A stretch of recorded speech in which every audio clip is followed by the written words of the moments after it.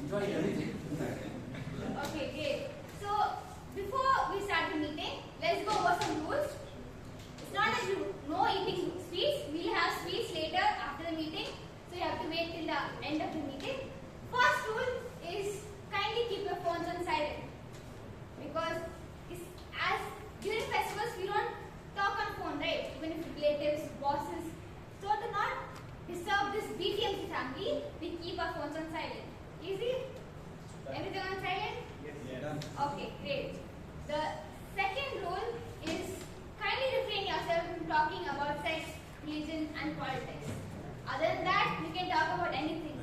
Your wild fantasies, your imagination, your favorite food, anything you wish to. No one's going to judge you. It's a free space. It's all good? Yes. Okay. The last but not the least is kindly walk around the hall only when you hear an applause. You know how?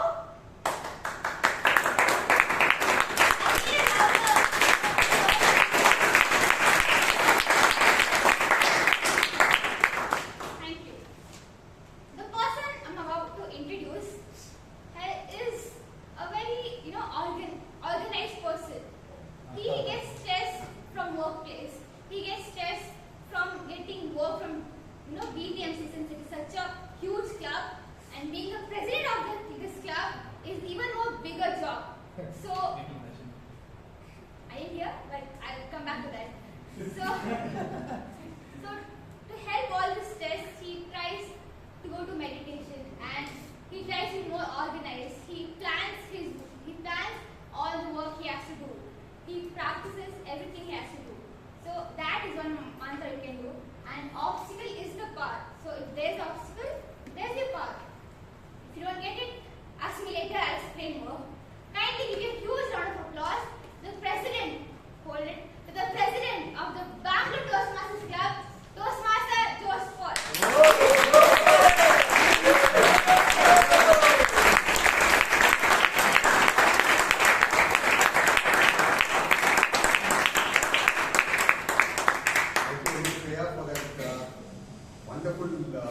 Introduction.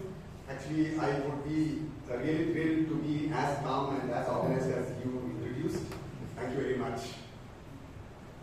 Dear Toastmasters and guests, once more, a wonderful welcome to the Bangalore Toastmasters Club. I call to order meeting number 1449.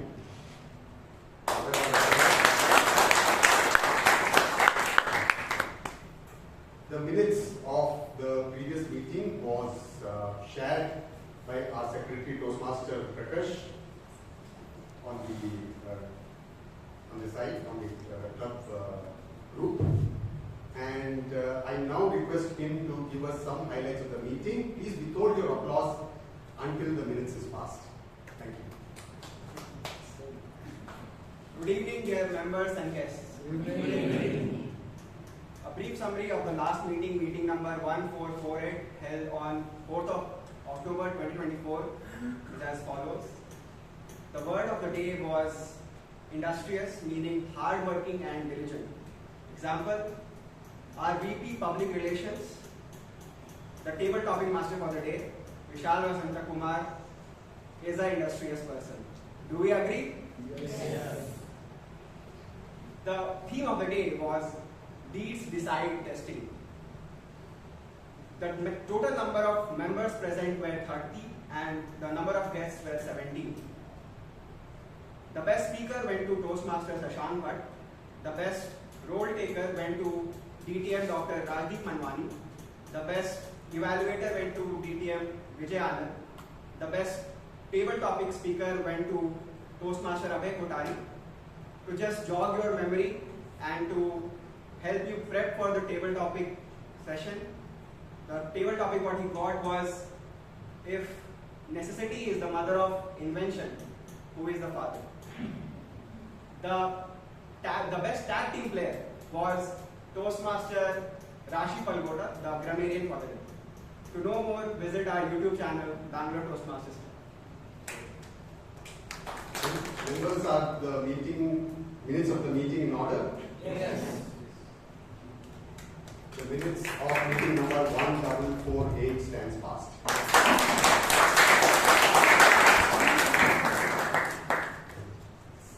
I see a lot of guests here. Can I request them to all please stand?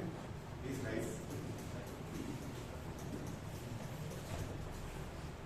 Oh, wonderful to have all of you here today. I think it's a long weekend and it's wonderful to see all of you take time off to possibly learn something about public speaking and refining your skills. I'm sure you will have a wonderful time here and this would be definitely beneficial. Thank you very much. And members, can we have a big round of applause for ourselves?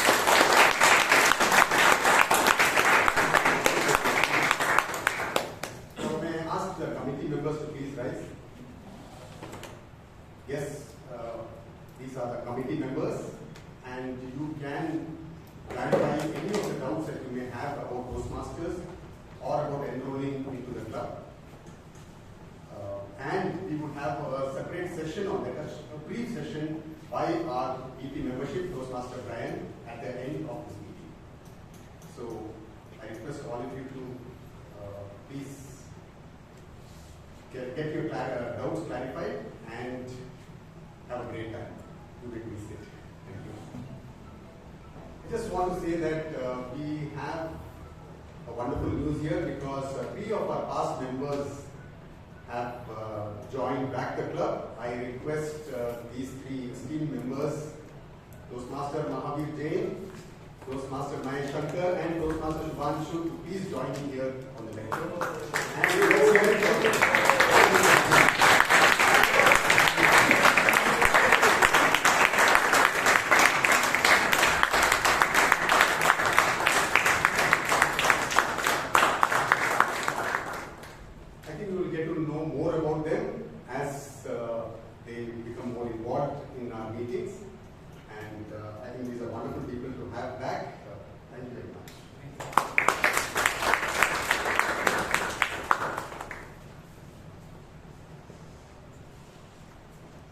in the 1900s, in Montgomery, which is a state in the United States of America, there was a law that segregated bus passengers by their race.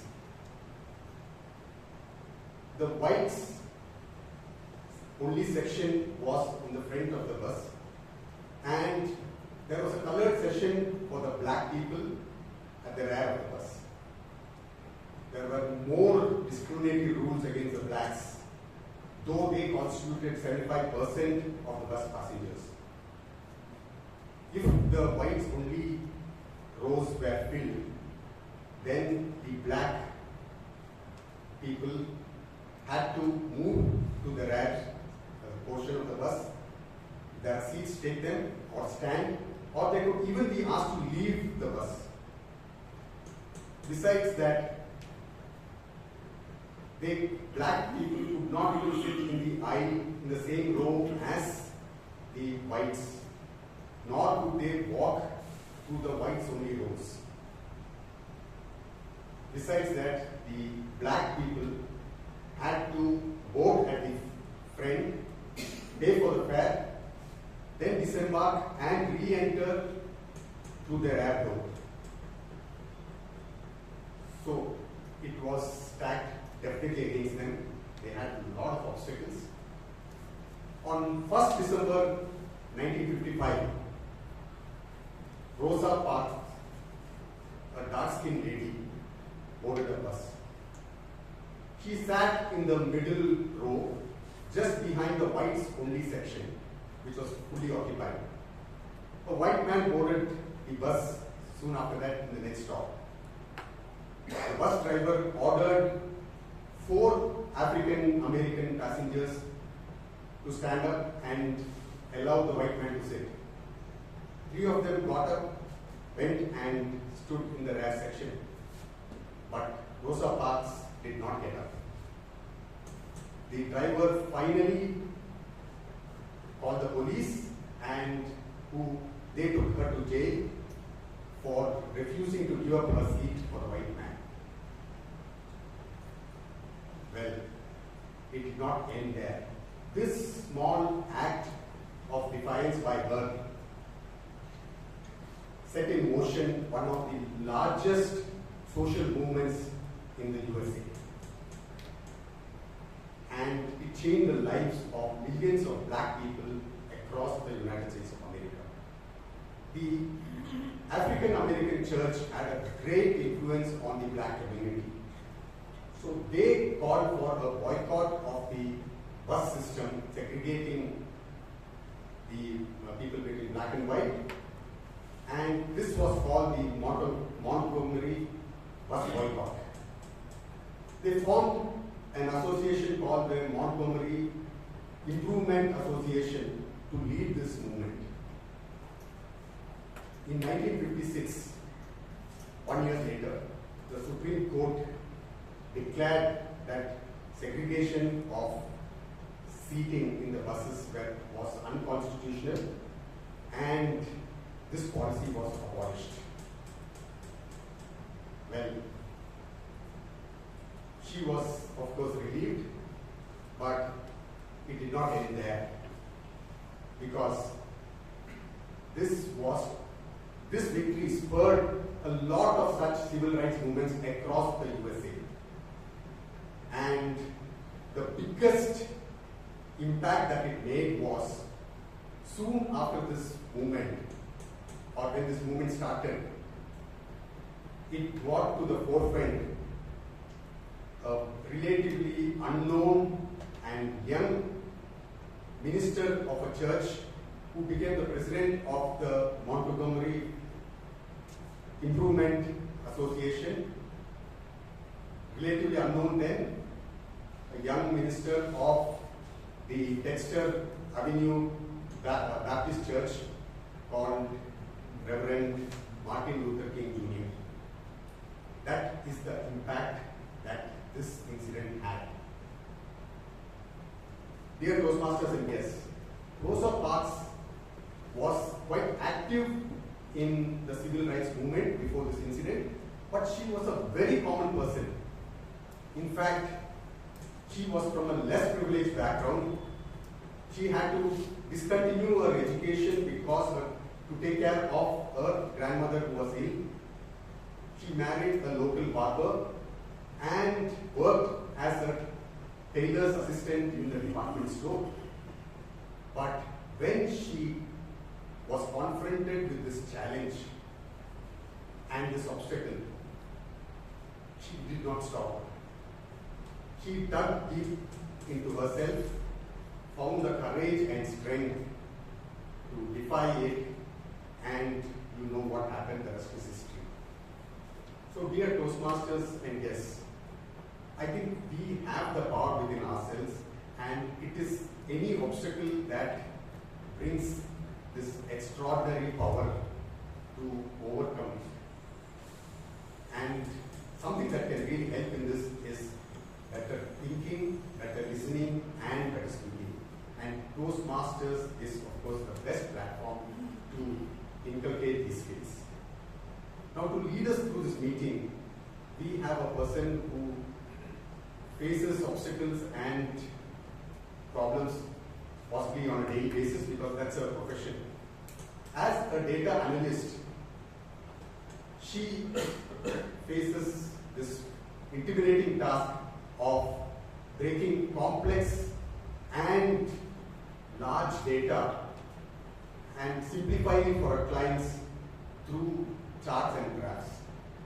She says that while studying network theory, that is a part of her engineering studies, she understood the power of breaking a big obstacle into smaller ones and tackling each one separately. She was a part of our speechcraft program, and one thing I observed was she puts in her heart and soul in everything that she does. So please join me in welcoming the MC of today's meeting, the gem of our club, the dedicated and committed Toastmaster Jibal Marian Moncy.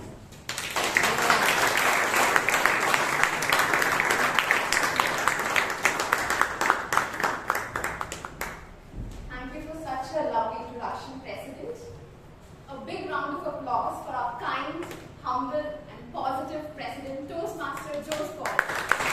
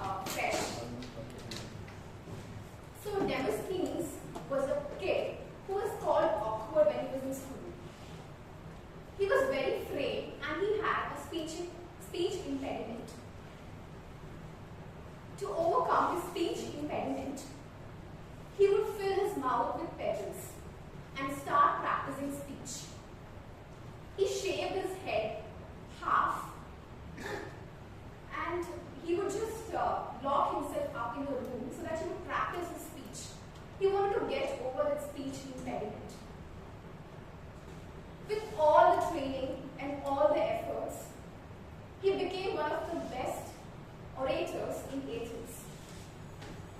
This sums up our theme for today, which is obstacle is the way. When we face an obstacle, the option is to us to get freezed up, to freak out, or to change the obstacle upside down and create a path. Exactly 100 years before, in 1924,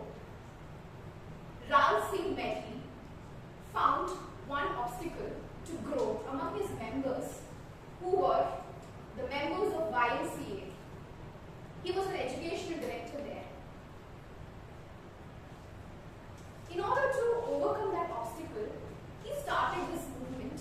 It's the first Toastmasters club in Santa Ana, California in 1924. Today, Toastmasters International comprises of more than 350,000 members spanning across 141 countries and 16,200 clubs. For the benefit of guests, a typical Toastmasters meeting comprises of 3 segments. The first segment is the prepared speech segment. In this, the speakers come on stage with their prepared speeches, and this speech is selected according to the pathway they have selected on the basis of the level and the objective. The second segment is table topic segment. It's an impromptu speech. This segment helps the speakers to learn the art of thinking on the feet. We have a table topics master to conduct that segment. More about him when we have the segment. The third segment is the evaluation segment. In the evaluation segment, seasoned evaluators give constructive feedback to speakers so that they can elevate their level of speech. This segment is led by a general evaluator. The general evaluator for today is none other than DTM Gangadhar Krishna. He is a distinguished Toastmaster, and distinguished Toastmaster is the highest honor a Toastmaster can get in the Toastmasters community. More about him when he comes on stage. He is supported by 3 TAG members who will identify 3 different obstacles in public speaking and help us overcome it. The first obstacle is the constraint of time. It's very difficult to stick to the time limit.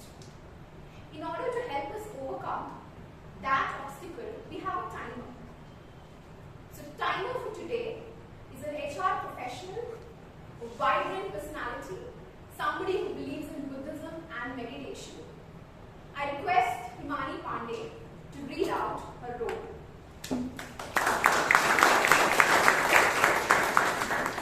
Timing is a very important part of public speaking. So as a timer in my role today, I will be monitoring all the speeches and speakers to ensure it's a smooth meeting and everybody is within the allocated time limit. Formal speeches, we have 5 to 7 minutes time allocated. At 5 minutes, I'll be showing the green card. At 6, yellow, and 7, red card. And there will be a grace period of 30 seconds when I'm ringing the bell. All the best to all the students.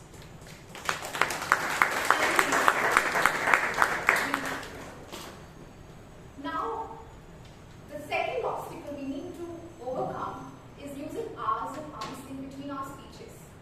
Because, let's face it, only if our speech is fluent will be people interested to listen to the speech. In order to reduce the hours and hours and make our speech aha, we have our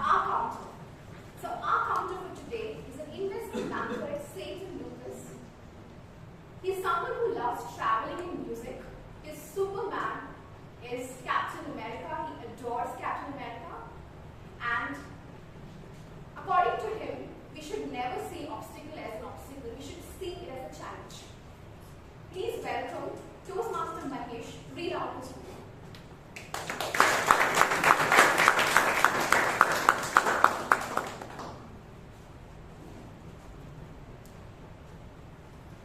Good evening, Toastmasters and my dear friends. Good evening. As an anchor for today, I'll be listening very careful for the use of vocal forces and catch words such as are, right, what, right, and repetitive words or phrases. I'll keep a track of everyone and report at the end of the meeting on who best controlled use of their filler words. This evaluation starts at the beginning of the meeting and ends at the adjustment. I'll be called upon the stage again. My time. Thank you. Now the third obstacle we may be facing when during our speeches would be using wrong usage of grammar and vocabulary. To help us with that, we have a grammarian. So grammarian for today is a bindas lady from Amritsar who made her boss fall on knees for her. And she is someone who believes that everything will work out in the end for you and all tough times will eventually pass. Please welcome Amrit Kaur to read out the guidelines for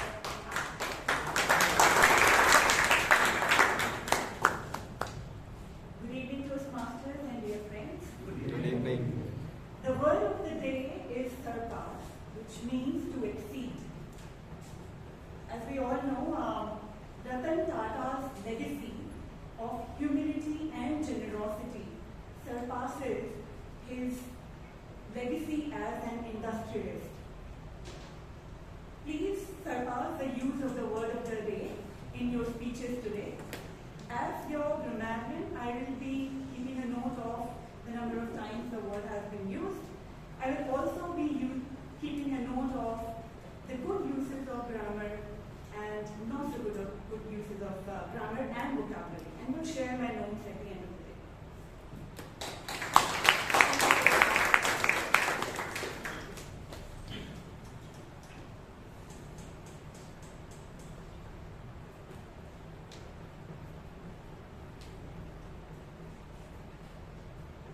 So we'll start with the first segment, which is prepared speeches. The evaluator for the first speech is someone who works in the marketing division of Indian Machine Tool Manufacturer Association. She loves Shah Rukh Khan and his famous dialogue that everything will be well in the end. If it's not well, it's not the end. Picture of Baki windows. So I request Toastmaster Hannah Victoria to read out the guidelines for the speech. Good evening, Toastmasters and yes. The purpose of this project is for the member to participate using local vocal variety or body language to enhance her speech. The time duration of the speech is 5 to 7 minutes, and all the very best to the speaker. Over to you.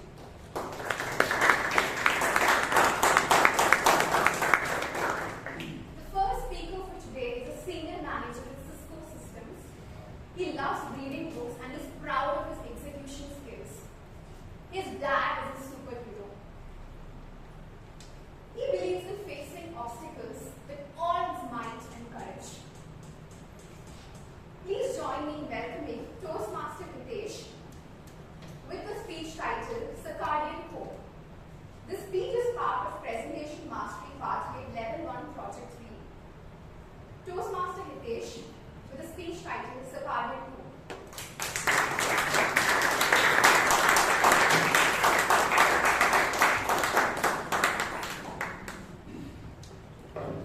Good evening, Toastmasters and dear guests. Good evening. Let me share 3 stories with you today. The first one, it's about Vishal.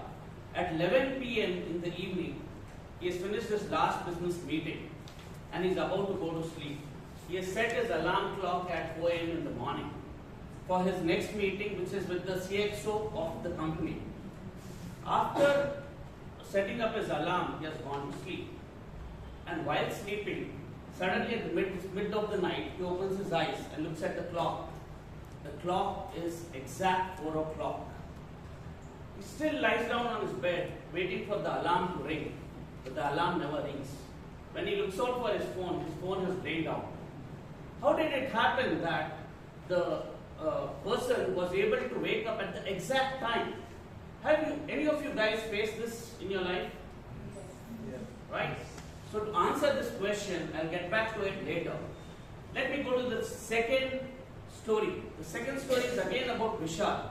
Vishal is very hardworking. He has made sure to get to the top of the ladder by working extremely hard, 16 hours a day. He has skipped most of his meals. He has cut down on his sleep. He has tried to impress and surpass all his colleagues. And with all this hard work, he has tried to get to the top of the ladder. But fast forward 6 months, he is into his annual health checkup. When he has got his reports, he's like totally frustrated looking at his reports. All his vital parameters are in red. He's already grappling with some of the lifestyle diseases like blood pressure and diabetes. This has frustrated Vishal to the core. He goes, runs, with lot of frustration, he goes, runs to his doctor, who is his close friend, the MD in medicine, Dr. Sachin. He goes to Sachin and he explains everything about him. So this is a typical scenario which all of us face, right?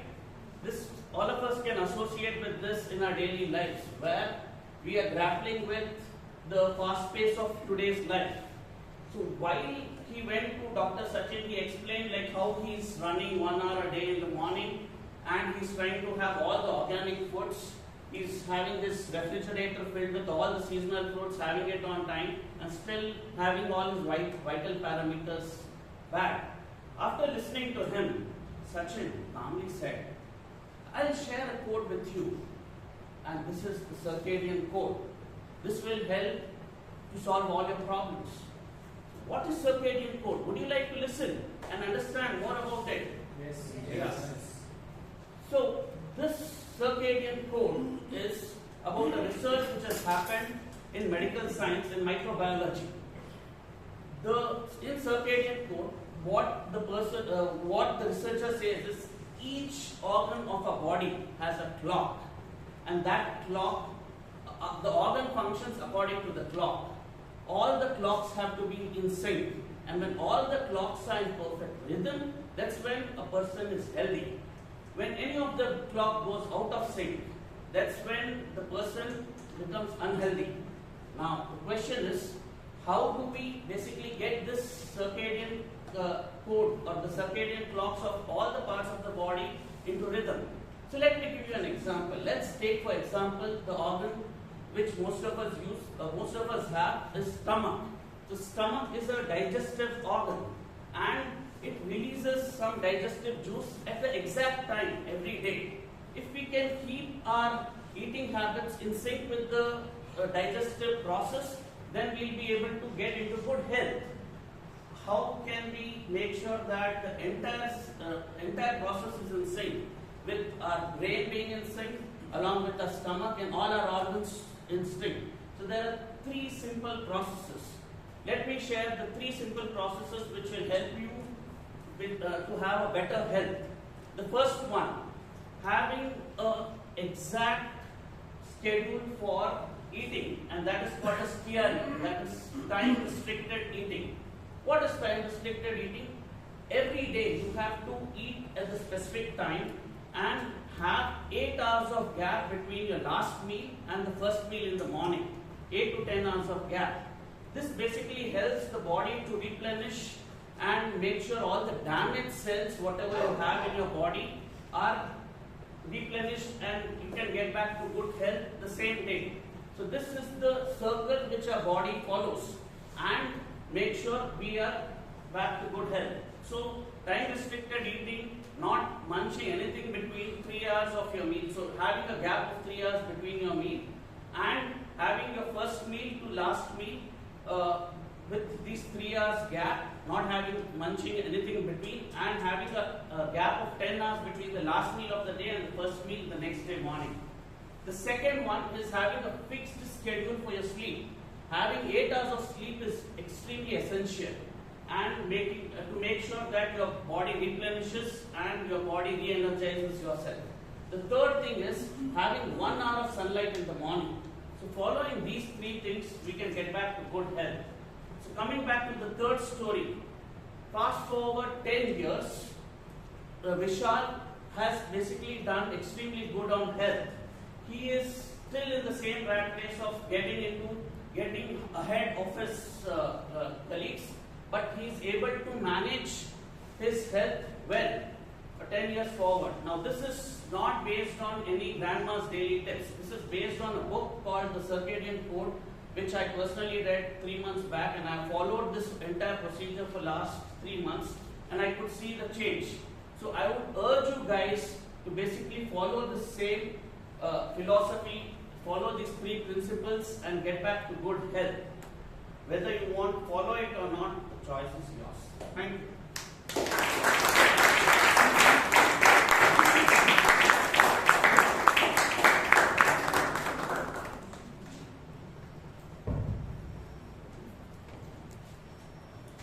Thank you, Toastmaster Hitesh, for an amazing speech.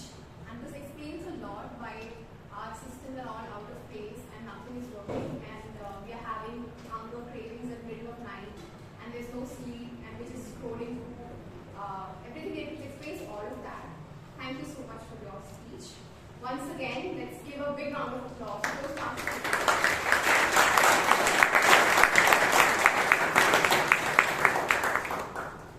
Now, the evaluator for the second speech is someone who has a guest house in Rannorey called Arka Homes and a homestay in Chikmagalur called Hidden Valley. So now you know whom to contact in case you are on a trip in Chikmagalur.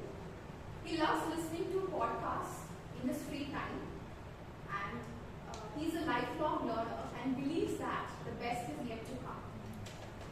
I welcome Toastmaster Anand for reading out the speech guidelines. The purpose of the project is for the member to develop and practice a personal strategy for building connections through networking. The purpose of the speech is for the member to share some aspect of their experience networking. The time duration is 5 to 7 minutes. Back to you.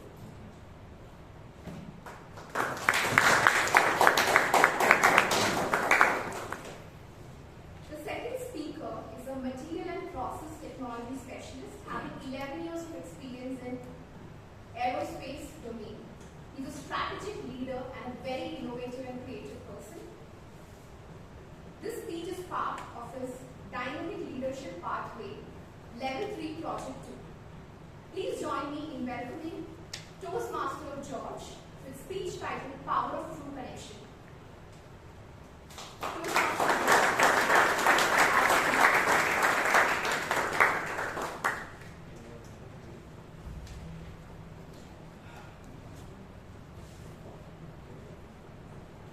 Have you yourself found in a room filled with strangers and wondered how do you convert these strangers into your powerful connections?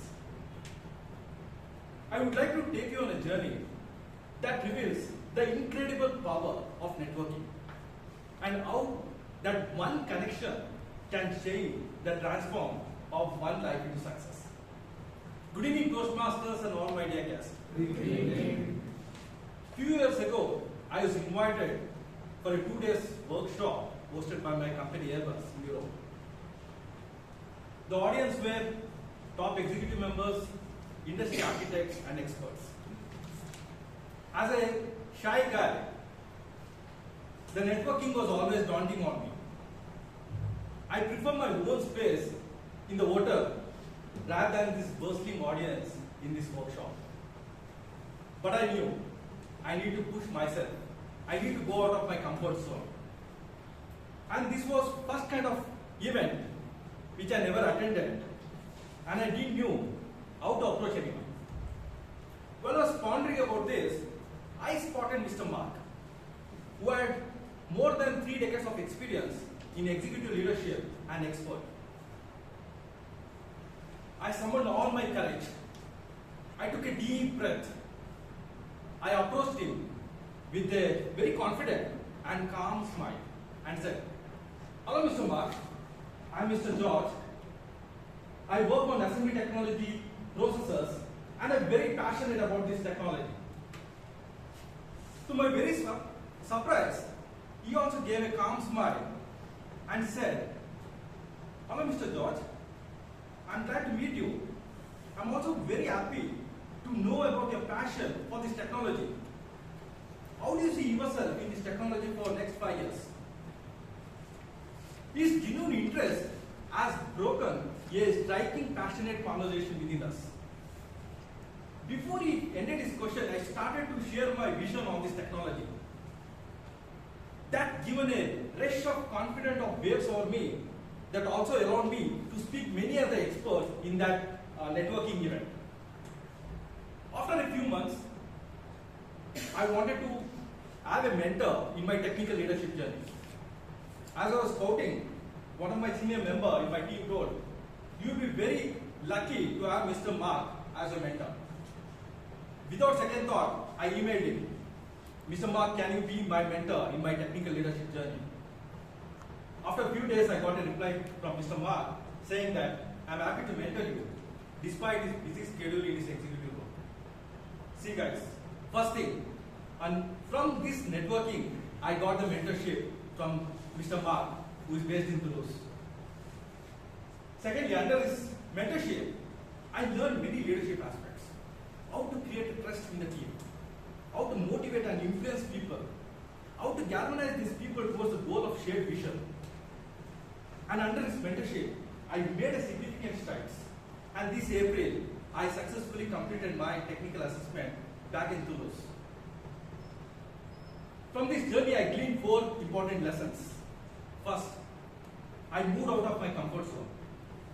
Guys, when we move out of comfort zone, we create new opportunity for ourselves. Second, I have authentic relationship connections. The genuine conversation and mutual respect will have a lasting relationship in networking.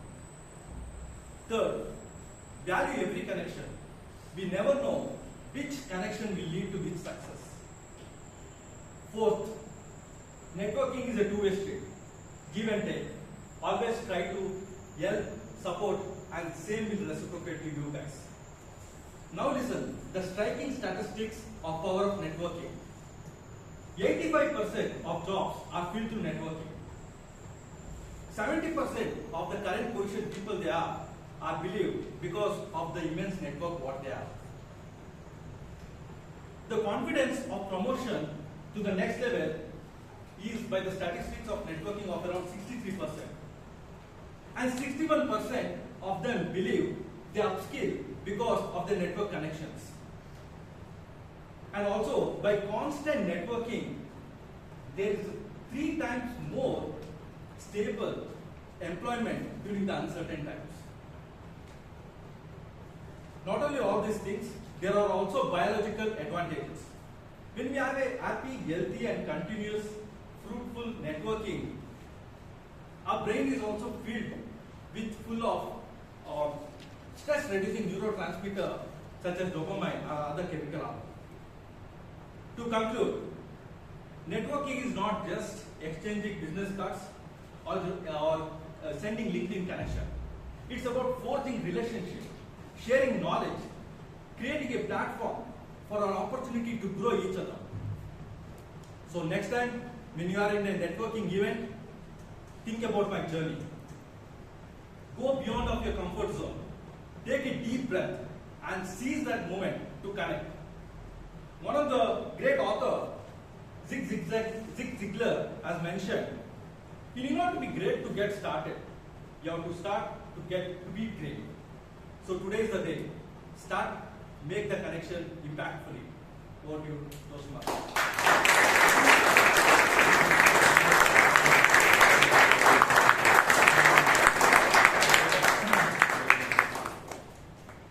Thank you, Toastmaster George, for such amazing speech. It reminded me of the quote, "Your network is your net worth." So once again, let's give a big round of applause for Toastmaster George.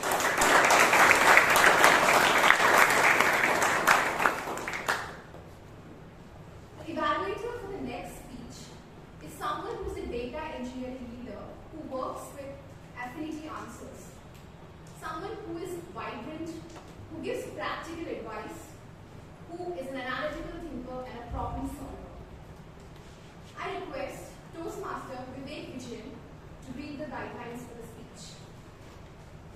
So this is a level 2 project and it's called Introduction to Toastmasters Mentoring.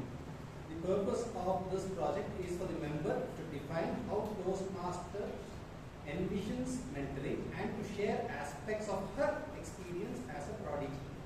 Time please note, as usual it's 5 to 7 minutes. Back to you, Roshy.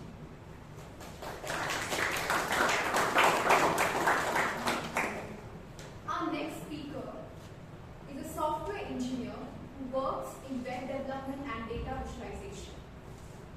She is an analytical thinker but loves reading books as well. She keeps evolving as a person because she believes life gets stagnant if you do not evolve. Please join me in welcoming Toastmaster Chaitra with a speech titled Sounding Board. Toastmaster Chaitra, Sounding Board, Toastmaster.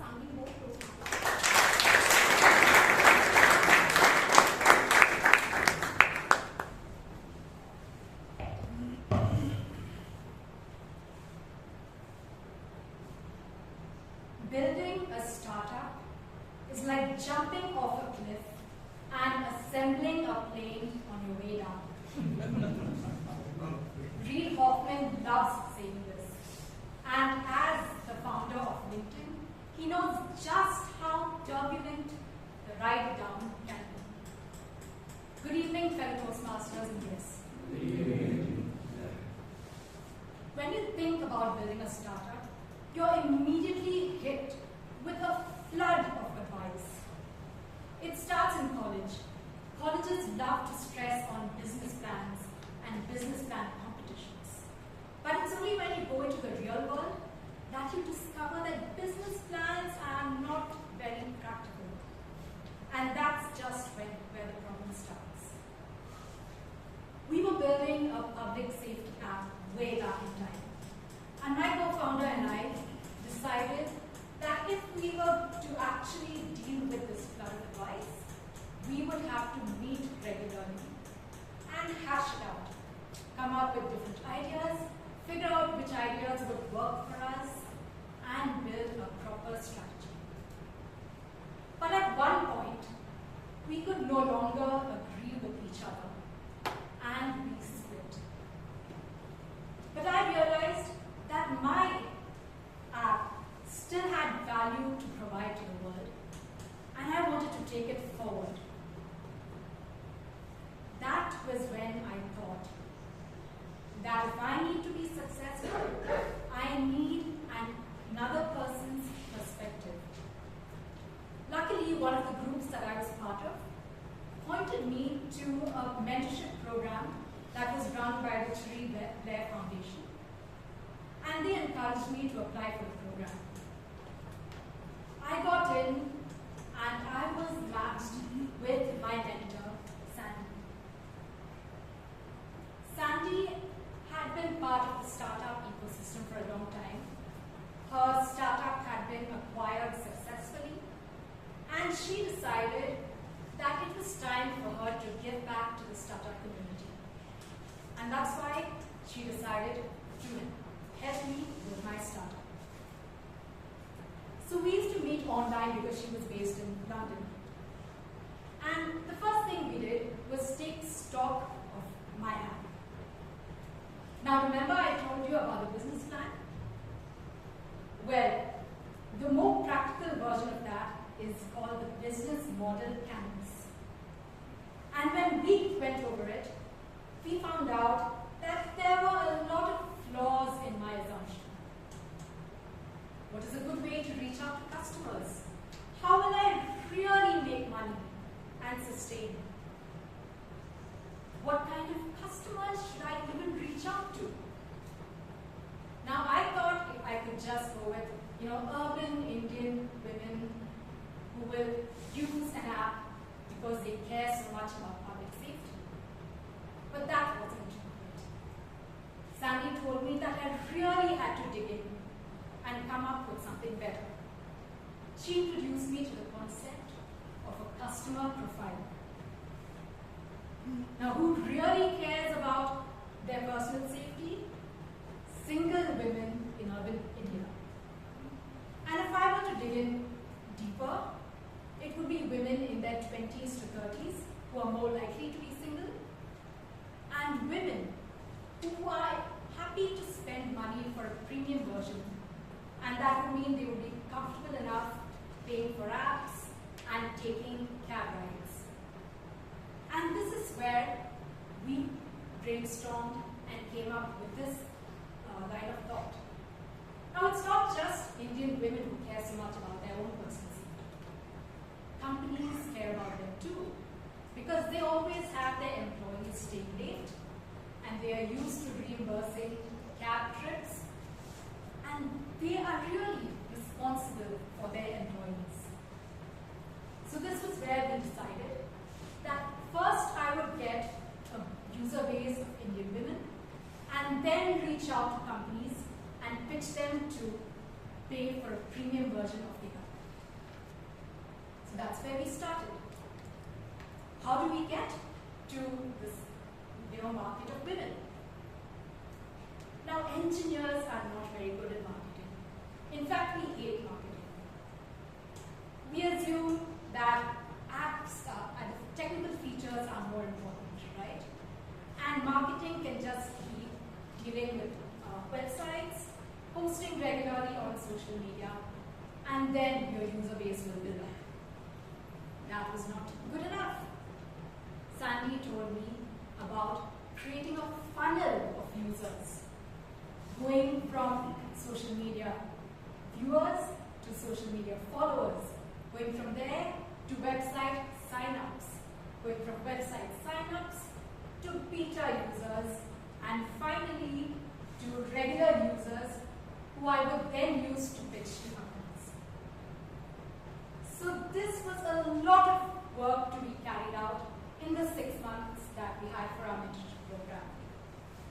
And at the end of the program, she was really helpful, and she really helped me refine what I needed to do. But that was not enough. Money was also a huge concern.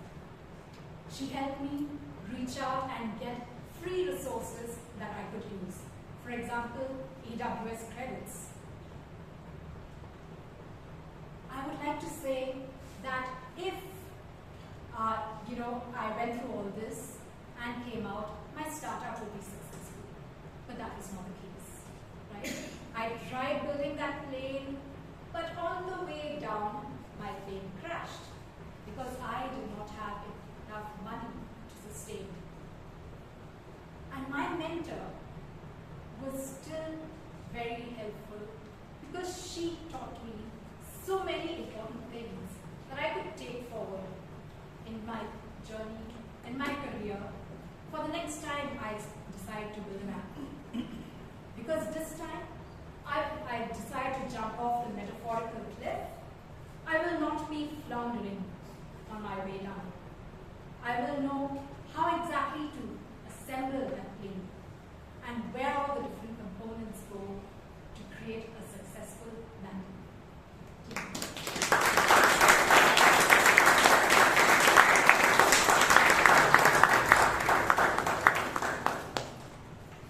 Thank you, Chaitra, for that amazing speech. It actually helped us understand how complex a startup idea can get. And even though Bangalore is a city of startups, and there are a lot of startups venturing, the complex idea, it made us realize how complex it is, and your journey to the entire process of assembling things, it really made a lot of sense. Once again, let's put our hands together for Toastmaster Chaitra.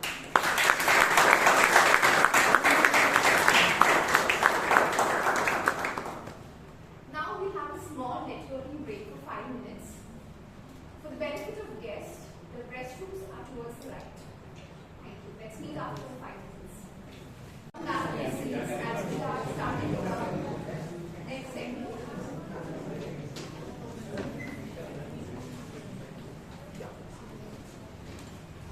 So the next segment is a very interesting segment. Can we start? So next segment is a very interesting segment, but also a very nerve-wracking segment. In this segment, it's called Table Topics. The speakers are put on a spot And on the moment, there's a topic given, and they're supposed to speak for 1 to 2 minutes. This helps the speaker to organize their thoughts at the spur of the moment and to talk with confidence without the fear of being judged. Because we are a very positive and uplifting community, so we are not going to judge anyone. So, to lead this segment, we have an amazing person. You can call him a stuffed commando, though he's very soft-hearted. He loves to read and he's a very curious person. The quote he lives by is, "You can make no mistakes and yet lose. That is not weakness, that is life." Please welcome me. Please join me in welcoming Toastmaster Vishal.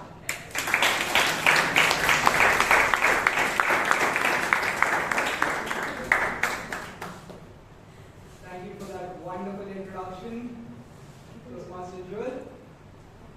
Are you all ready to build a plane as you fall? Wonderful. So the premise of today's table topic session is very simple. I know the words seem a little random. It will either be a TAT, which is called Thematic Appreciation Test, which is simple, don't worry. You will be shown a picture and all you have to do is come up with a story based on that picture. Now the second one, SRT, is Situation Reaction Test. And as the name implies, there's a situation. It is to test how you react. So speak about your reaction. What is reaction?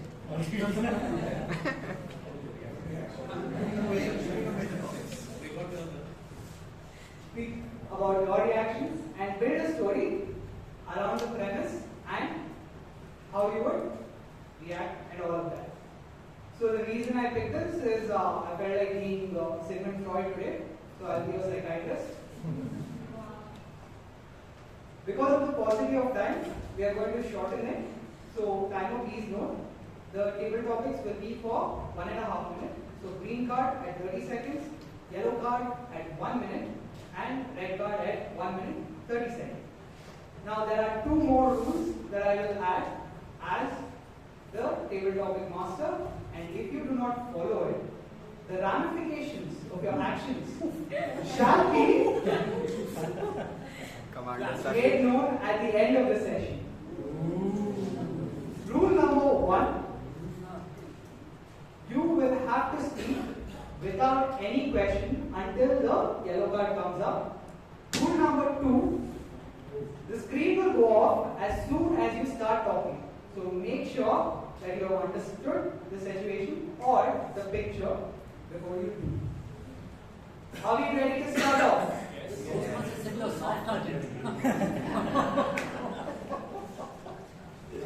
Already saying. I am a non-Newtonian who keep changing. Alright, let's see the first topic. And to speak on this topic, we have the person who was questioning my soft-heartedness, DTM Vijay.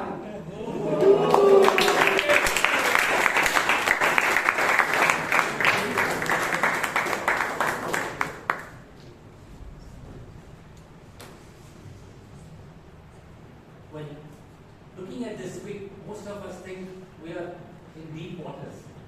That is in big trouble.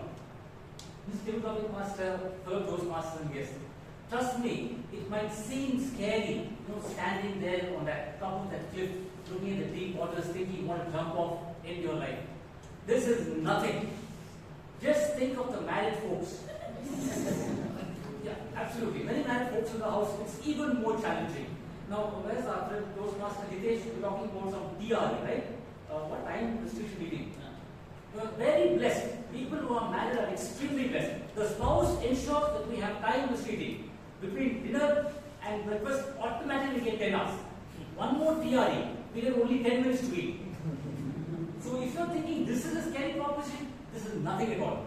Now, if you're thinking that is difficult, looking at the deep waters, how did the man standing there, he's stranded, he wants to get to the boat, he's scared of the deep waters. This is nothing. Now I'm married 21 years. After 7 years of marriage, I just came home. And my wife was upset. I asked her, you seem to be upset. I said, what the hell? You're married 7 years. You don't know what I'm going through? Don't ask me. So after 1 month, I came back again. She's upset. I didn't ask her anything. For half an hour, you come back. You didn't ask me why I'm upset.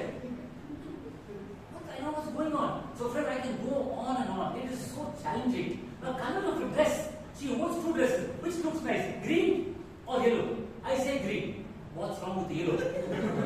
Now, friends, I'm running out of time. I could go on, and Anand always red card me. So, friends, if you feel you're standing on a cliff, deep waters, out reach that boat, trust me, it's nothing.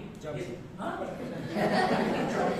So simply jump. Don't worry, you'll find the plane, you'll find the parachute. So anytime you're stranded, there are other difficulties in life. This is nothing, this is a walk in the park.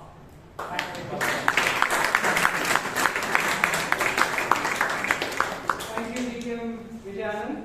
You surpass every relationship coach I've ever met in my life. So let's look at the next topic. The situation is, you're casually strolling through a forest and you hear a tiger roar. You do what? And to speak on this, we are going to have Toastmaster Karunakar Dev.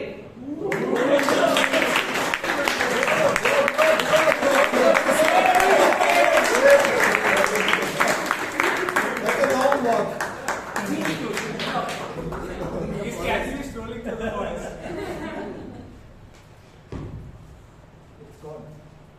Casually strolling through the forest. The forest was Amazon rainforest. And there were young kids around the Halloween season disguised as a tiger. Now imagine when you come across a bunch of people in the middle of a forest who actually are not tigers but human beings, right? The onus is on you to make them be ferocious and become like tigers. So I took all those kids together. I built some small gathering on the riverside, Amazon riverside. I trained them to be commandos. I also got physicists flying all the way to actually train them to become Rambos. So that the real instinct that they have to be ferocious, to be as dangerous and as powerful as a tiger, the onus was on me to make them tigers. So I got physicists along. At the same time, they wanted some inspiration. I felt Narendra Modi there also, but I'm not supposed to talk about politics here. So it is important to understand that if you really have people around you who really want to be ferocious, who really want to rule the world in a better manner, it's on you to actually make them become tiger. Right? The same way, there are also the people like somebody who has a name called Tiger, who's an actor, but we don't actually like them anyway. So it's important to be tiger by your actions and not by your name.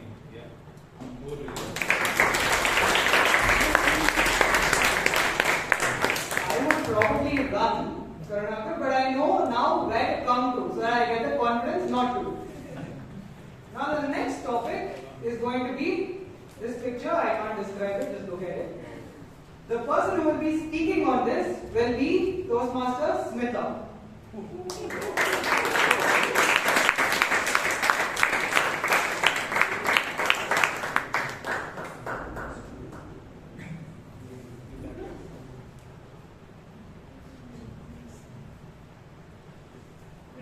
Table Topic Master, Toastmasters and dear guests. I think that picture depicts my husband. Yeah, he is, whether to catch the bus or to buy the guitar. But where is me in the picture? Where has he left me? I would like to believe that I got stranded in the store nearby, doing a lot of shopping. But what about the guitar? My son wants one. Will he buy it or not? Or will he get onto the bus, leaving me because he doesn't want the guitar? Well, this picture also stands for the confusion man can undergo when you are in a situation where to run away or to take a firm decision whether to buy something which is needed or which is wanted by a dear one? When do you really have the sources for it? If you have, go for it. But that decision to run away or to buy matters. And it is important to take the right decision at the right time.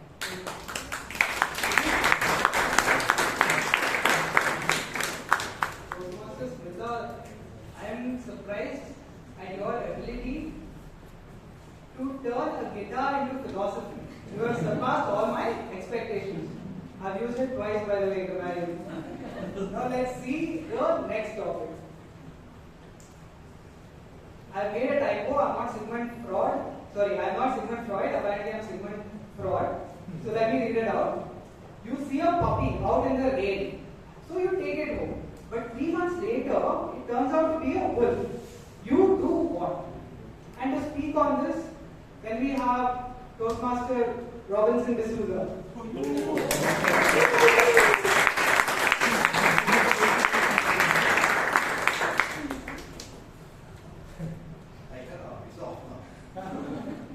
You see a puppy, take it home.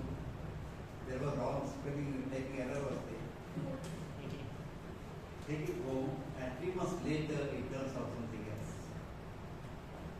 Is it 3 months sufficient for you to turn that dangerous animal, dangerous creature, and name it? I think, friends, it's possible. It's possible. Yeah. It has happened in my life also. Since I come from a village, I grew up a family, coffee, small coffee estate, forest, and all, it is possible to convert a dangerous, not ferocious, not that much, but right from small puppy, when it grows up, how much love you give it to it will reciprocate. And definitely, we can continue to rear it. That I have the hope. It is possible. If I get a chance, I will do it.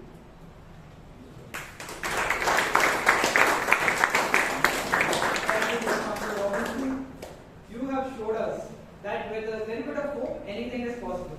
Now let's look at the next topic. You have been asked to be the President of India because of your experience as the President of Bangalore Toastmasters Club. I wonder who it will be. Toastmaster Priyanka.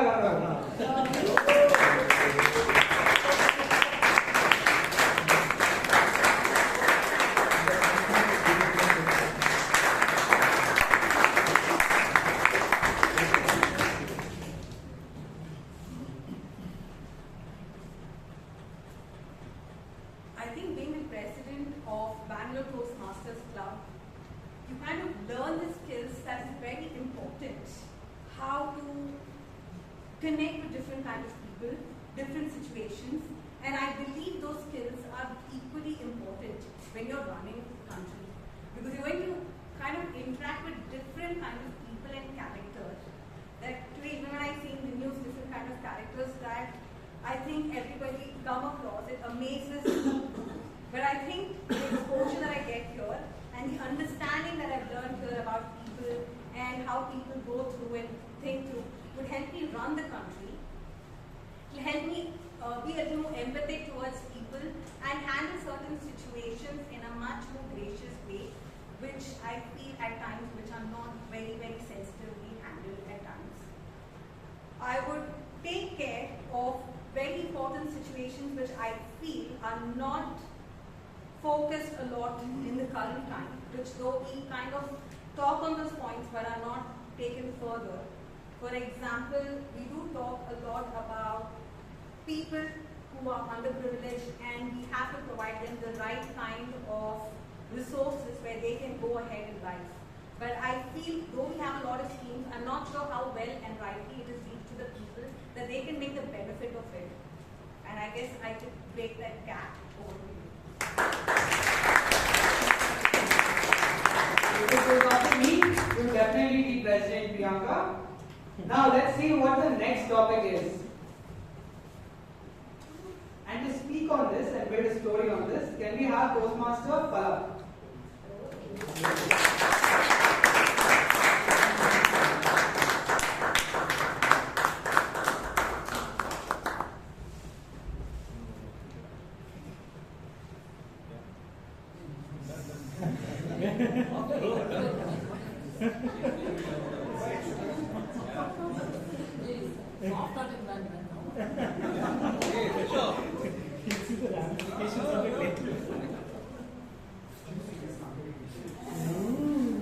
Good evening, dear Toastmasters and guests.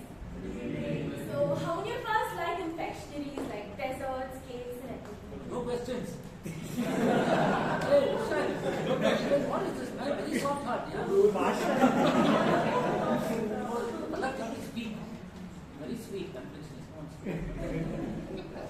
So, the picture that was shown, I mean, I guess everyone knows those were confectioneries.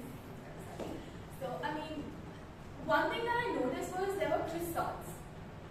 So, I mean, there is this meme that goes around that, croissants, how it's pronounced. So,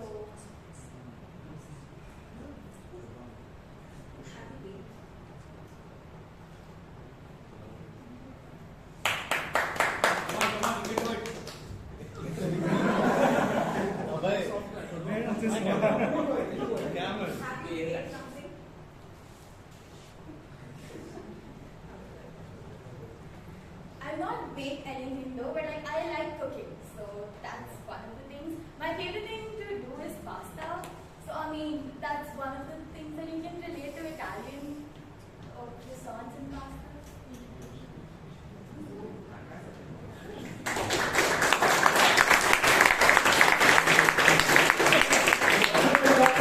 So there was a little bit of a pronunciation test in the middle with croissant and all of that as well. Now let's see what the next topic is. If you have a choice between fame and fortune, what will you pick? To speak on this, can I have Toastmaster Abhay Kothari?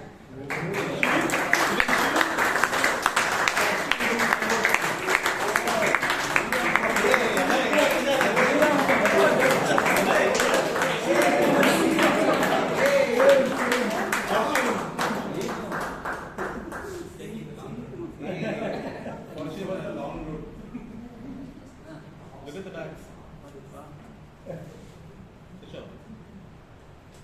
There was once a time when I was asked to choose whatever I want. There was a genie who came up and asked me, choose anything that you want. Now, what do you think I would have chosen? Do you think I would have chosen fortune? No questions. Yeah, No questions. No questions. Why are you asking me questions? I was asked to choose between fame, fortune. I was asked to take anything I want in the world. But being the person that I've been here, and especially with the influence of all you wonderful people, what do you think I chose? No questions. No questions. No question to myself. Question to myself. Don't look at us. Genie asked me, what will I choose? And I said, I choose only one thing. Well, that's certainly not what came into my mind. But I chose the only one thing that I always wanted, and that is to be consistent.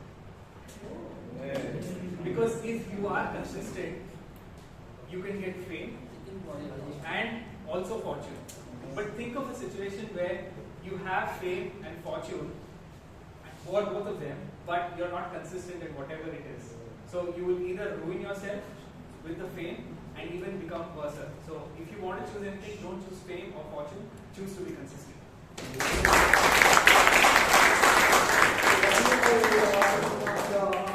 But what I got out of your speech is that it's better to be inquisitive. With a better audience, they will give you better answers. probably you would have gotten an even better answer. Exactly. Now, let's look at the next situation. Now, to speak on this story or this picture, we will have Toastmaster Shivangi Bhatt.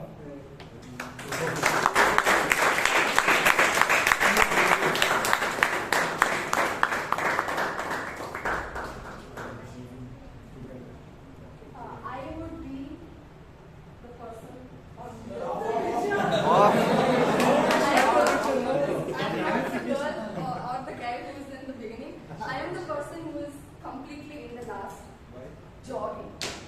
Somebody here asked why. I was getting to it. Point number one, the girl and guy seem to have something going on.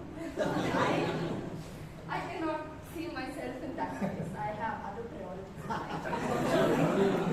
Second, the guy who was behind the girl and boy, if you guys noticed him, it was a man.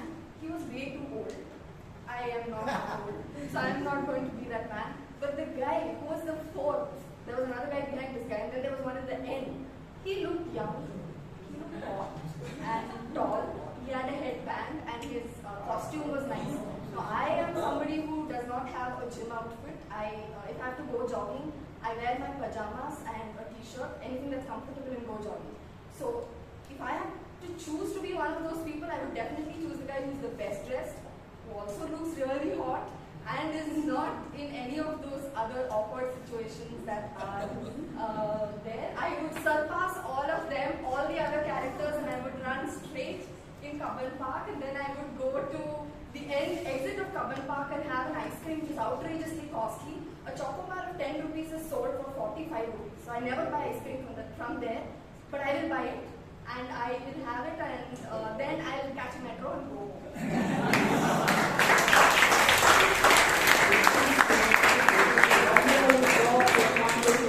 I know you have your priorities, right? But I run in Kabban Park every week.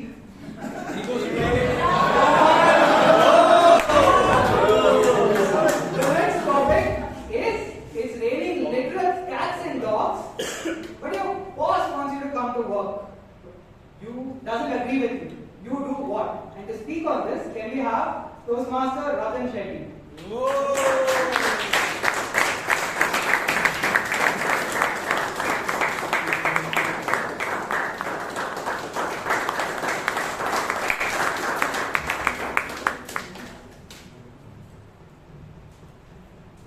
What's new?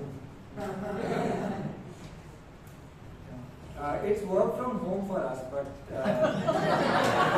the point is that the point of wanting to do something and your boss not wanting that is deja vu for me. I think it's the same for quite a few people because there's a lot of giggles over there. Having said that, I think we are all in this rat race of wanting to surpass the other, and doing something out of the world and something extraordinary. But the point is, when your boss wants you to do something which you don't want to do, it's just like standing here and giving a table topics. So you have to come up with something innovative to be able to answer your boss. And for that you need to know your boss. So if your boss is, for instance, very fond of a particular thing, like he's recently started cycling, so you tell him that it's time for me for doing that exercise routine of mine, so I can't possibly come to office. So give some excuse which is customized to your boss. So that is my solution, because you can't just give any kind of excuse. So it's a table topic that has to be given.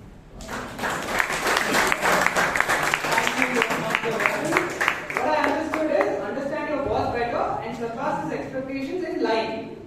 Now it's getting too easy. So all of you will need to pay attention. Whatever the person speaks on, right? If there's a picture and they build a story, you will have to continue it if you are next. Now let's see what the next story or next topic is going to be. And to speak on this, can I have Toastmaster Akash?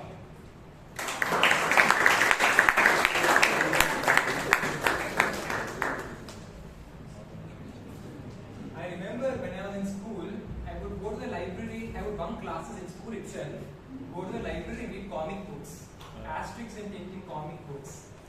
So I used to be obsessed with reading comic books, but nowadays the only time I go to the library is to prepare for my engineering course, to study any computer-related subject, any maths-related subject. The definition of going to the library has changed for me totally. From a comic lover, I become a nerd. That's what my friends call me. So,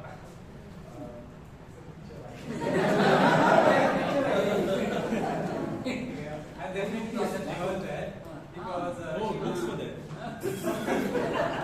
Probably more nerdier than me. But I have no other priorities other than going to the library and I have run out of content basically.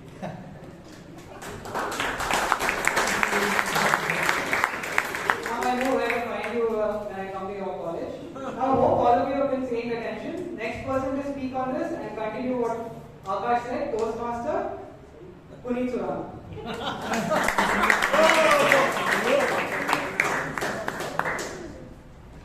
Well, I spent my entire time off college either testing or sitting in the library.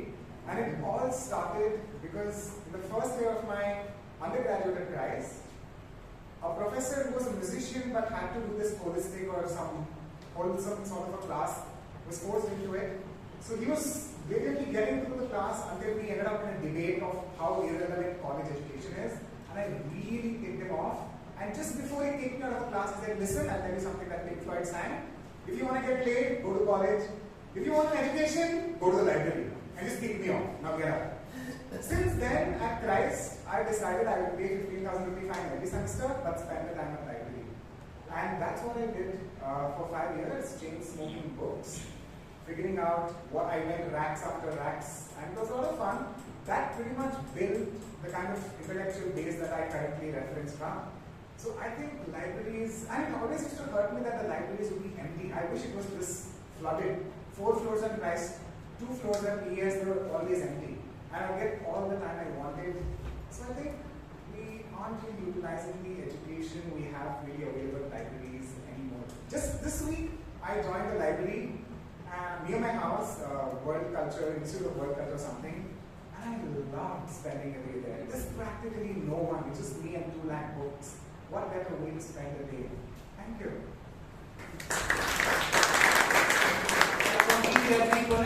There are too many books, too little time. Now, the next topic, I am going to call 2 people. You are going to debate on it. The first person speaks for 1 minute. The second person will take a counter argument. Now, the topic is.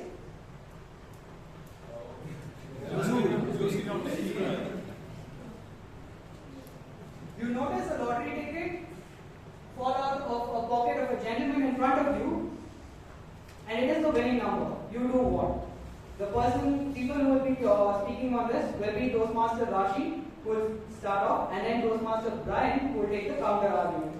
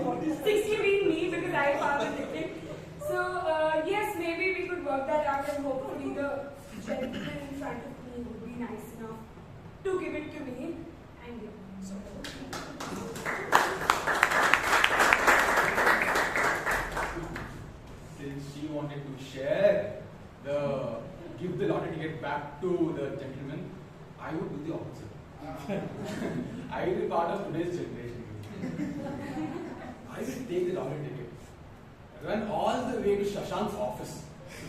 Ask him how perhaps we can save taxes. because in a recent article that I read, article or video that I watched, it says that out of so if you win a lottery ticket, I think 40% or so goes to the government. More than 30% goes to the government because it's considered a gift. And so I would genuinely not give the lottery ticket back to the gentleman. I will go, take it to Shashank, look at how we can perhaps get the maximum to my account, and take Rashi out for the.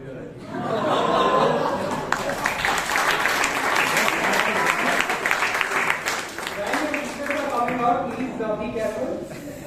The next argument is going to be on the following topic. To speak on this, first, let me call upon Toastmaster Shashank. You are stranded on an island. What do you do?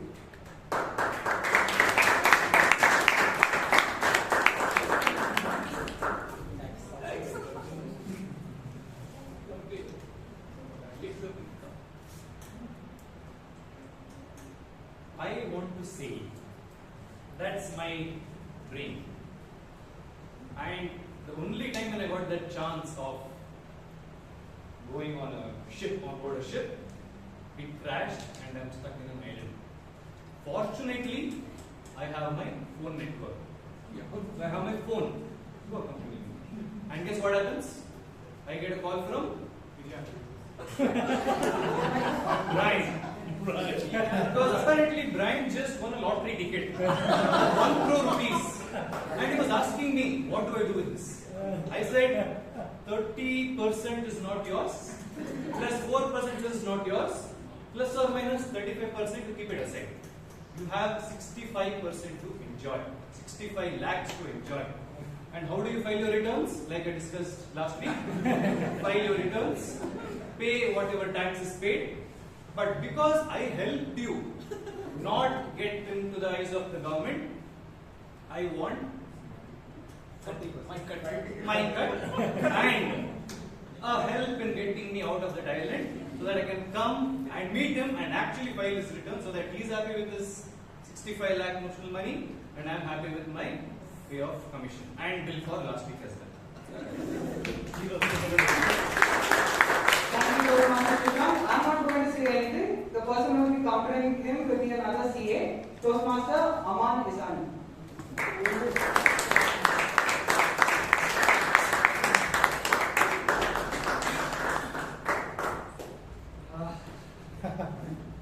I would actually do the opposite. Just imagine you are all alone on an island. No worries of your job. I mean, you can sleep anytime. Sorry, it's Toastmaster Hitesh. We have to sleep one time just to regulate our body. But we can sleep anytime, we can eat anything. We can actually explore the real life. But today, what we are doing is, we are dancing on somebody else's music. So, if I were that person, I would actually love to explore. And if I had a cell phone like Shashank, and if Brian's called me, I would actually assess and if you want to come with me or not.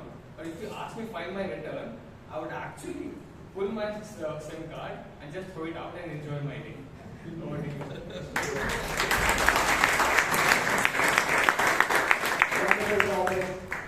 And so, Toastmaster Anand, just enjoy your time. Why do you want to worry about it? You're alone on an island. When will you get the opportunity again?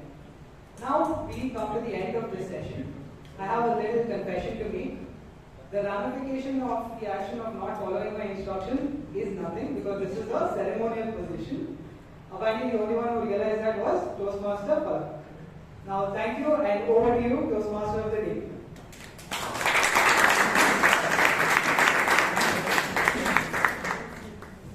Let's give a big round of applause to Toastmaster Vishal.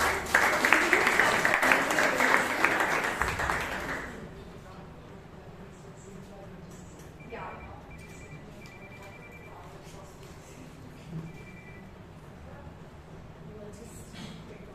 Okay, so one thing I laughed about how Toastmaster conducted it was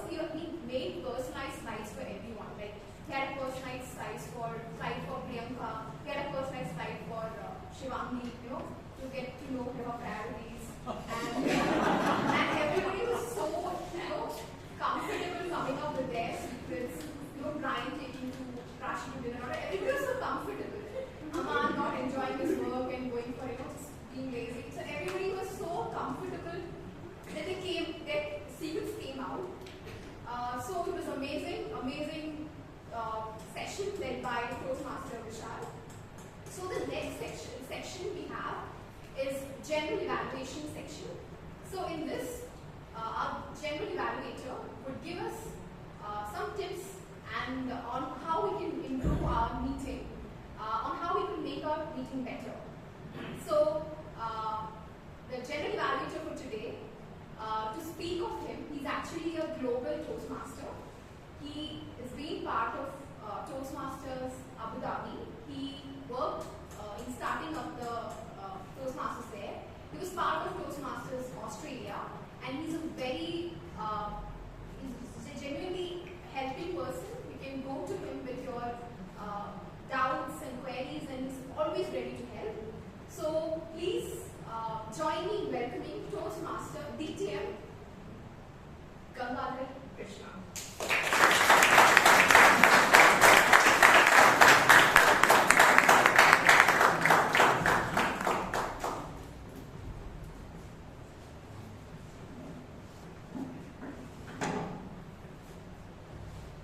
It's fun to be a general evaluator and you're running behind time. You have lots of other people to blame than yourself. So I have enough time and run behind time to point fingers everywhere else to yourself. Good evening to all Toastmasters and guests present here. Good evening. So how did this meeting go is basically what a general evaluator would do. You can oversee all the proceedings. What was nice, commendable, where they surpassed, and where they could surpass. So that's twice that. So that's the idea behind what a general evaluator does. And it's more of a personal opinion. It might differ from every member or guest sitting here. So let's see how we started. We started meeting on the dot of 6:30, and it was great. And I knew why it started at 6:30 because I think Southern Dance is ready to go for Garba after this. We started very well, started on time. However, I felt from even the last meeting where the general evaluator mentioned, make it something more where you can introduce the president in a better way. I felt there was something lacking there. It was rather a short introduction and it was called. Something about the president, where does he work, what has he done, because many people may not be aware of it. Just a line or two or three would be a good way to just introduce the president and then get him on board. Otherwise, it was very crisp, very clear, to the point, and she handed the mic on time. Coming to the theme itself, obstacles is a path. I think it was a very well chosen theme, and the president took it very well with the story. He got all the guests to rise and we could welcome the guests all together and who were the ex-con who were introduced to him in a way, to them in a way, recognizing the old members, which was very nice because it's very important when old members come back. And I think some amount of credit might go to the VP membership if he had any older there, that I'm not sure. He spoke about the Montgomery bus boycott. Now here, there are lots of stories in the US we talk about. Why don't we talk about some stories in India also? There are plenty you can see actually, you want to see it. And we need to talk about our country rather than, I'm not against, but I feel that way. Having lived overseas for 30 years, I know what's a bang for the country. So I think of it in those lines. It's a good story, but I might always want to say there's so much happening closer to home, closer to where we live and what's happening. Let's talk about that. That's just a suggestion. That's all. The secretary, I really love the way the secretary gave his summary. Why? Because he had no notes. He remembered all the numbers. He remembered all the prize winners. He remembered the table topic that won the prize. And all that is rememberable. And that means there has been a certain amount of practice that's gone behind delivery. So these are small things which are very, very important, that you don't fumble, you don't, keep your notes, or you don't make mistakes on those areas. And he was very confident and comfortably said that.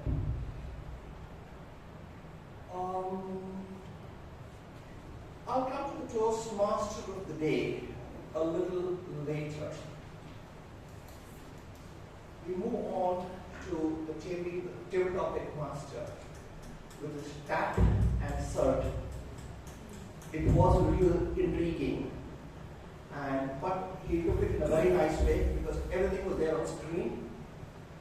What otherwise would happen is you would give the scenario verbally, but here you could see it for yourself, and then you could catch on to it. Because many times what happens is when you are giving a scenario verbally, the pronunciations or other things could be, you could not understand very well. So there is no mistakes about it. It was very clear. Or the scenario itself. And the way it came about was very good. And on the third slide, which I think my Toastmaster Smitha attended, I felt like it was Mira Modi standing there and randomly trying to run away. I also have something for all the Toastmasters who attended. Your timing was very short, 1.5 minutes. Don't ask questions to the audience, they will hijack your speech. You need to deliver what you need to deliver. So that's a very important thing for all those who are taking up these roles. And I know the challenge the timer is having, every 30 seconds a card has to come out. The focus is high stress. And here I would say that if it's 1.5 minutes, just 1 minute, a card comes out, they have 30 more seconds to exit. Make it simple and make it more comfortable for the person, because it's very stressful to do that. Now, moving on from here, I would love to call the evaluator for the first speech so that he or she can share their thoughts on how the speech was delivered. So with that, I welcome Madam Toastmaster Hannah for the evaluation of Toastmaster Hitesh.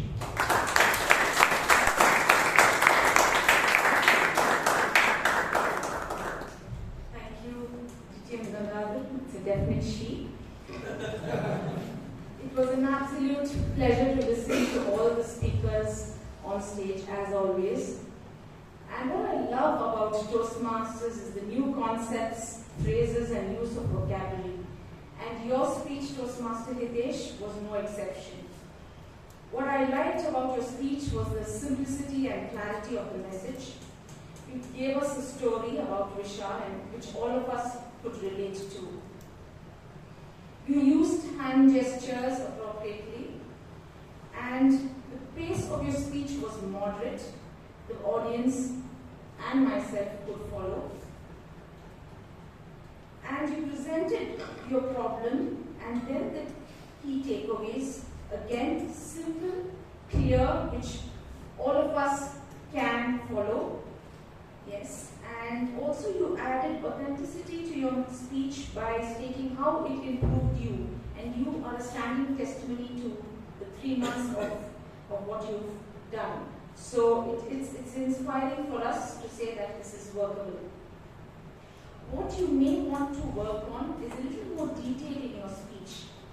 Now, when you mentioned about Vishal, if you had mentioned his age, okay, so all of us relate. Now, suppose he was in his late 20s. You're not only capturing that audience, plus also 30s, the 40s, and the 50s. Yeah, so a little more detail. And you mentioned, when you started the speech, you said 3 stories. But actually, it was 3 phases of Vishal's life. Yeah, so that, if you mentioned 3 phases, it would have been better. And the conclusion, okay? The conclusion was when the three simple facts you could take, but when you concluded, you said it's your choice. Now, when you mention like that, it is like a bit, it falls flat, because now you inspire us to follow something, and then you say it's your choice. Then it becomes, it's like, you know, talking to your kid. So I would suggest encourage the audience, yeah, in a firm, positive way so that they follow it. And the title of the speech, now I googled it out because I knew the code, this Circadian code. But if you had mentioned the secret code or something like that as your title, none of us would have known what you're going to speak on. Okay, so a little more, it will add suspense to your speech. And then the body language in terms of pacing. If you can, because one of the objectives of the speech was body language. Now, unnecessary pacing, we look this side and that side to your speech as you speak. So, if you may reduce that. All in all, Toastmaster, it was a brilliant speech, an easy speech, simple, and I would definitely follow it. All the best for your good speeches. Thank you very much.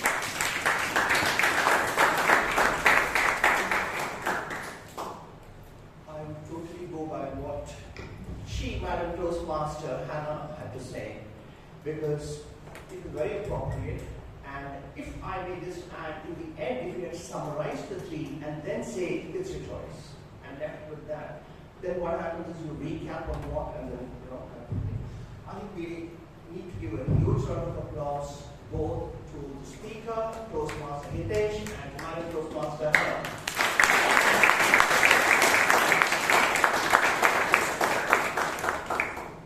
I would now call upon the next evaluator, Toastmaster Anand, on stage.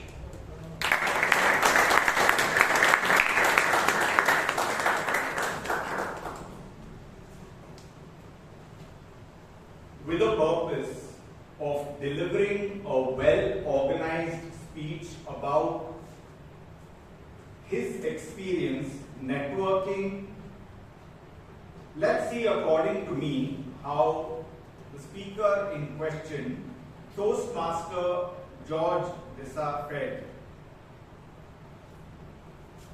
George, I must tell you at the outset, I enjoyed your speech from start to end, and I was hooked. You, from the time you came on stage, you were a bundle of energy, which I did not expect when you walked, to the stage, but you were full of energy, and to top it all, you were well attired, and I must say, stage ready.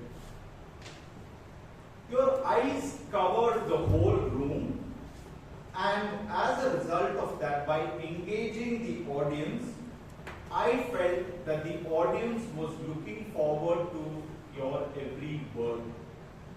You also had a very apt and relatable example of networking with Mark.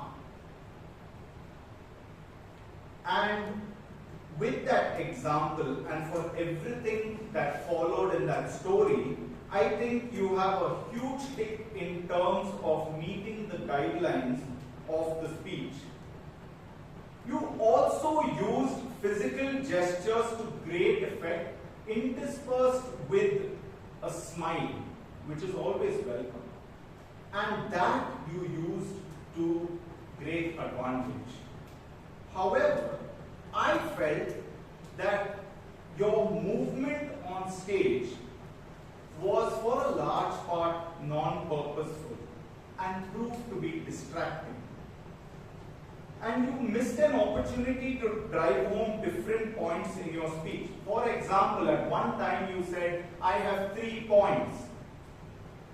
You say point number 1 here, move here, make the next point. At different points in time, as you spoke, you were moving. So that made it very confusing. To add to that, you also had a quick pace of delivery, which made it very difficult to follow the words that you were saying at some points in time. Additionally, you could challenge yourself with voice modulation. Sample this. When you got introduced to Mark, "Hi Mark." "Hi George." Just that would have added character to Mark's character and would have elevated your speech. That aside, George, it was a wonderful and insightful speech, and I'm sure a lot of people would want to network with you at the end of this meeting. Best of luck for future speeches. Back to the gentleman.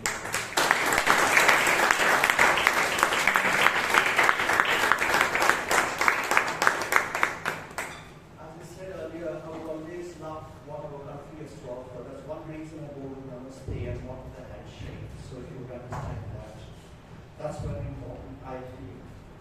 And your evaluation, Alan, you have a booming voice. And at times it looks like you giving constructive criticism or it's an order. So if given the permission, you would mellow down, it would make it more like the high mark kind of a. It would be nice. But very well said. All the points were covered, and I love George's speech as well. And I would request all of you to give a thundering round of applause to both of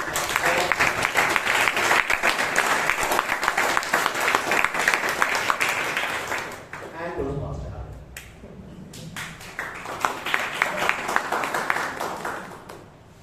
Moving on, I would love to call Toastmaster Vijay for the evaluation of the third speech.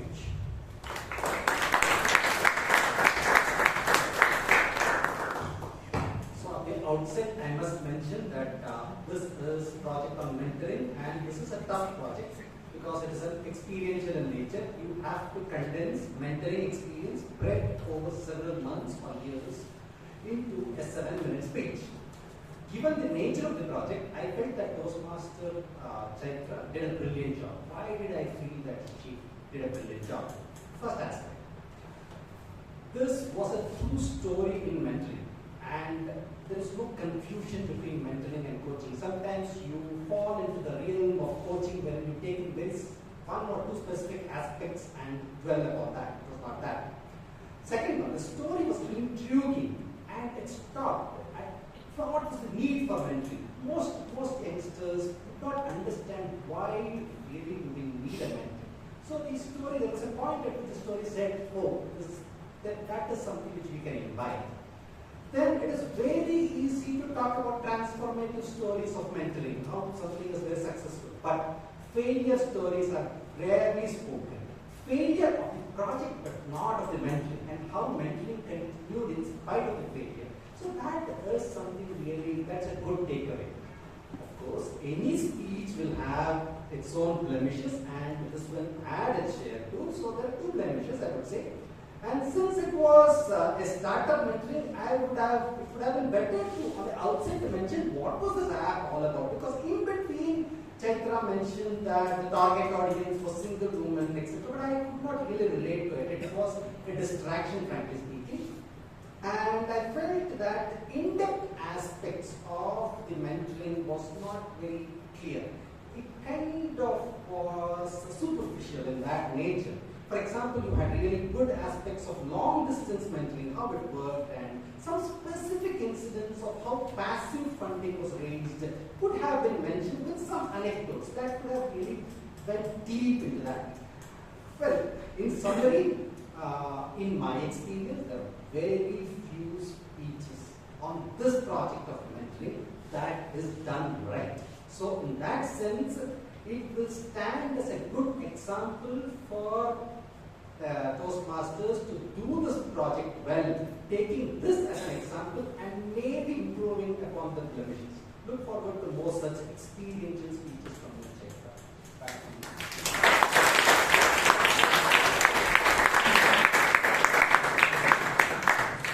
I couldn't agree more with evaluate Toastmaster Vivek. But having said that, what I loved about Madam Toastmaster Chaitra's speech was the way you moved at one point where you were talking about the funnel, the social media, and the way you did it was splendid. You did it so beautifully and so smoothly. I love that. So, a big round of applause for, wait, Madam Toastmaster Chaitra and Toastmaster Vivek.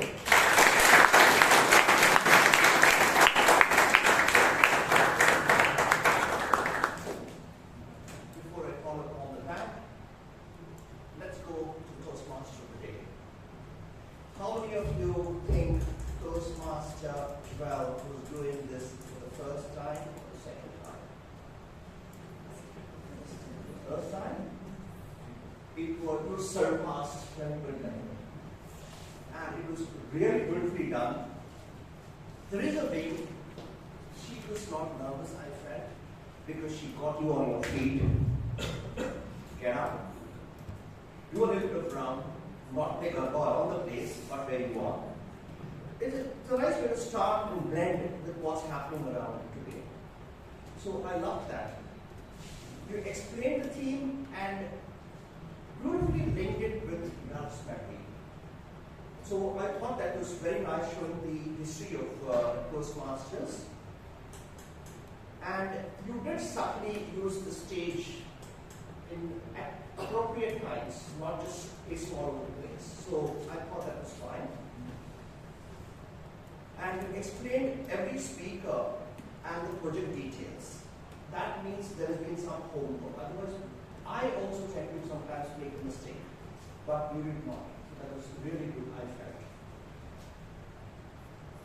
I thought there was an area for improvement, but I take off my words. In the sense, you took the clip mic. The first two speakers did use it. I was wondering why did you take off the clip mic? Then I saw Madam Toastmaster Chaitra using the clip mic. So you managed to juggle between the clip mic and standing in front of the microphone, yet everybody able to hear and listen to you. So that was a good thing actually what you did. However, there were two things I felt there could have been areas of improvement. You introduced table topics in a very frightening way. That, anybody would have been frightened. What am I going to expect? And hide behind the person behind. Second, always I would suggest sit next to the guys. That chair is for you. And that also goes for Toastmaster Vishal. Because when you're standing there, any movement of yours could be a distraction to your audience. And that's not the purpose. The focus, the limelight is here, not for you, inadvertently also. So you ought to be sitting there and then coming only when you want to come. So that's probably what I have for the Toastmaster of the day. And I need to quickly move on to call our timer for her timers to report Madam Toastmaster.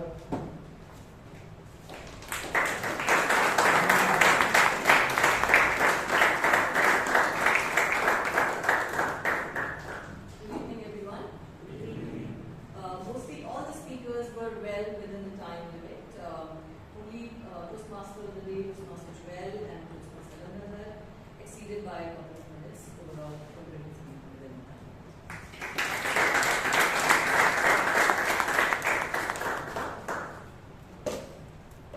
And now call upon our counter, Toastmaster Mahesh.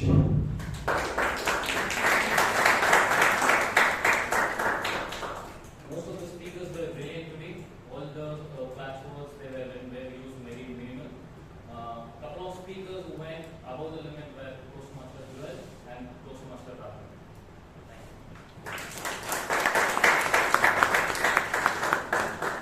I love the tactic, they go so fast. And finally, let's hear from the grammarian, Madam Toastmaster Anand.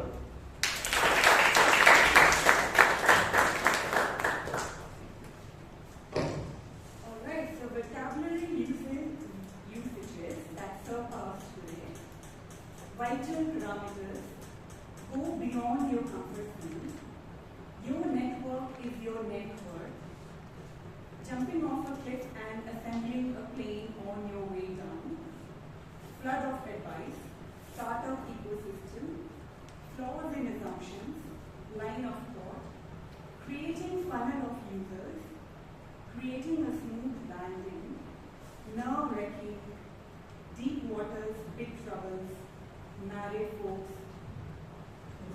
just like walking the park,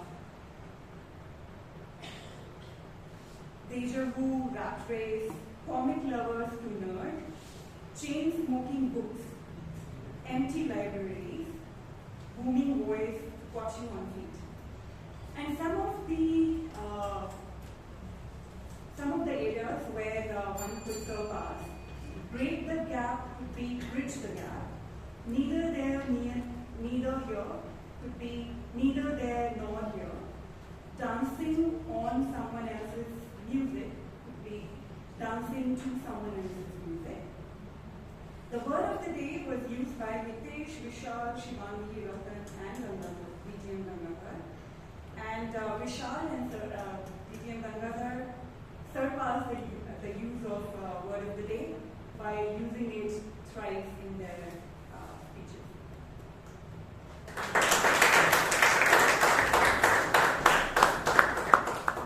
Give a huge round of applause to that team.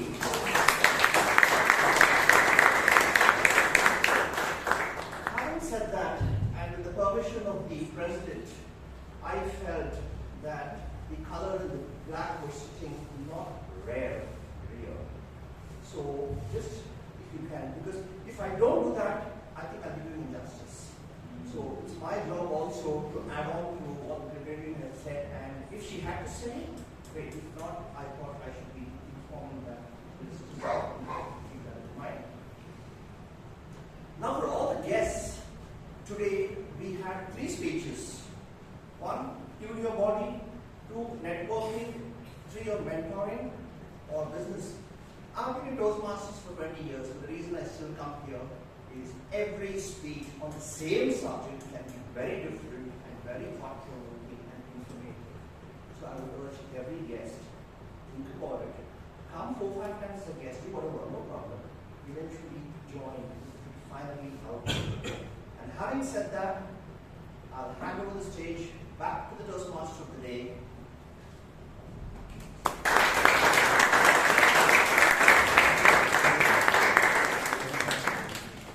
Thank you, DPM Gangadhar, for such valuable insights and feedback.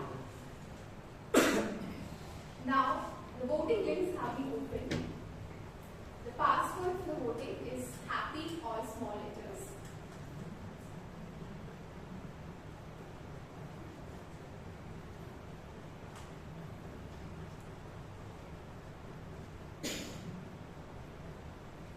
So, hope you all enjoyed today's meeting. I could definitely enjoy it, and all the role takers surpassed their roles, and wish you all a happy Navratri, happy Garba nights, and over to the President.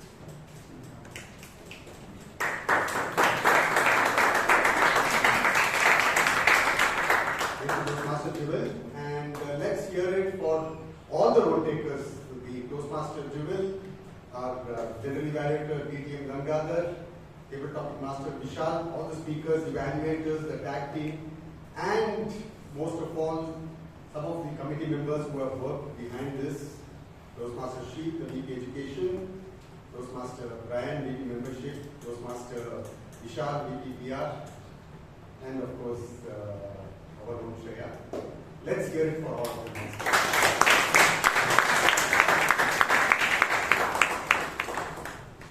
Now, we have 2 certificates to give away.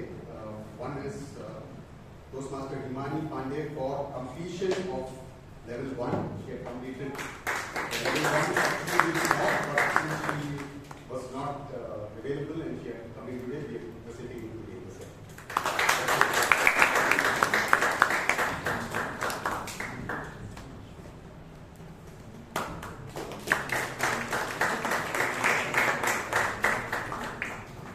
And Toastmaster Chaitra is completing her level 2 today with the project that she gave. And let's hear it for her.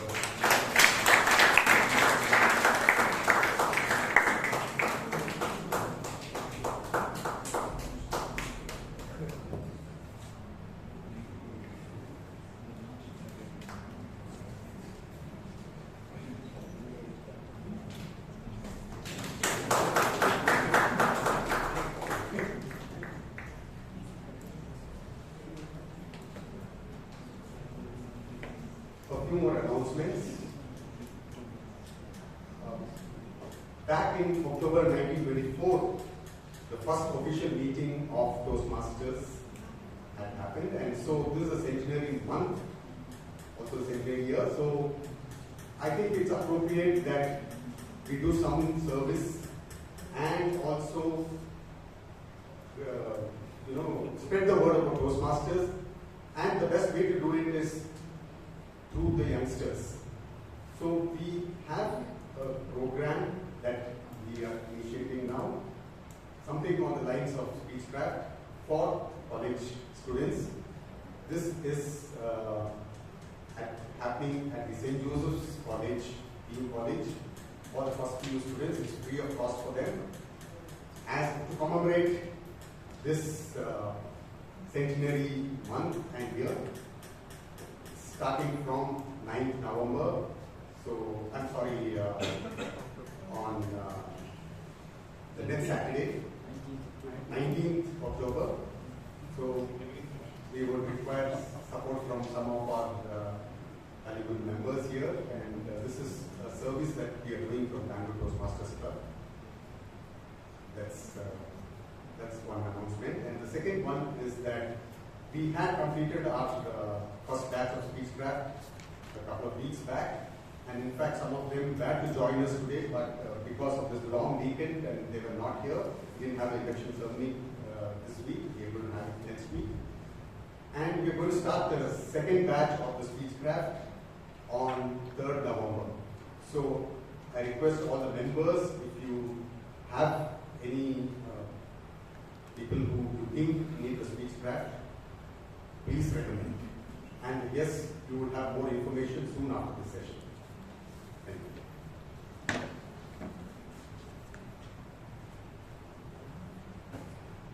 Now coming to the awards of today's meeting, the Best Auxiliary Role Taker Award goes to a Canadian Toastmaster Abhay.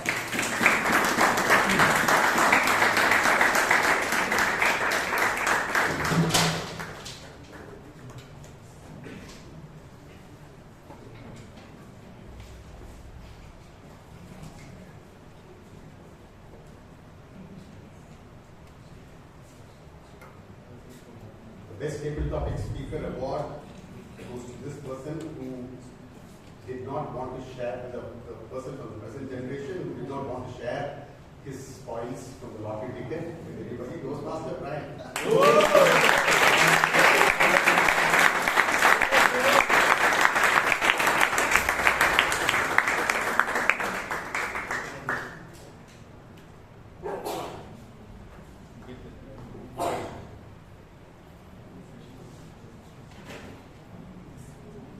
Best Role Taker Award. I think he delighted us with his table topics. Table topic master, Toastmaster Vishal.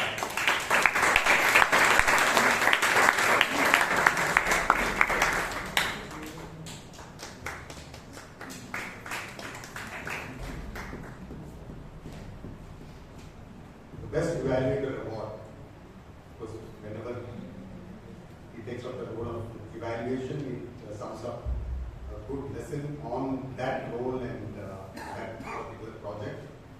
So here it is, we got an insight into what about mentoring. The best evaluator was Master Vijay.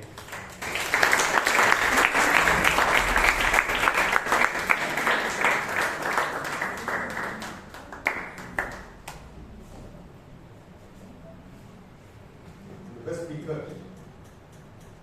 goes to the one who spoke about mentoring, Toastmaster Chaitra.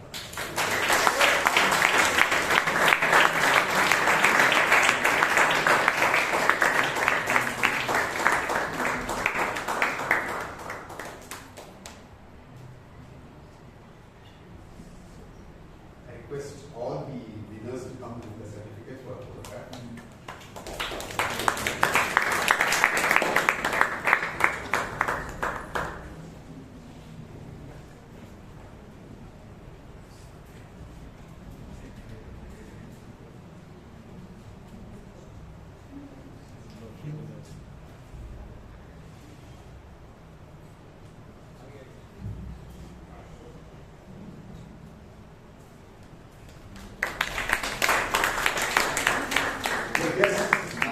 sure that you enjoy the meeting. Please do come again.